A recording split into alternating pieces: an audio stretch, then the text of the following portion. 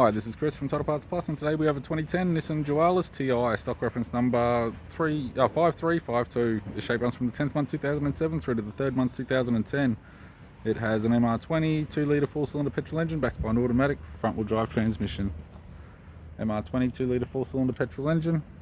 We have the left-hand headlight, left-hand fog light with surround, left guard appears to have no damage, left power door mirror, non-camera type. Left front 18-inch factory alloy mag with a good tyre. Left front door has one small dent. Left rear door appears to have no damage. Left rear 18-inch factory alloy mag with a good tyre. We have the left-hand tail light, left tailgate garnish. Tailgate has one small dent. Right-hand tailgate garnish, right-hand tail light. Right rear 18-inch factory alloy mag with a good tyre. Right rear door appears to have no damage. And a right power door mirror, non-camera type.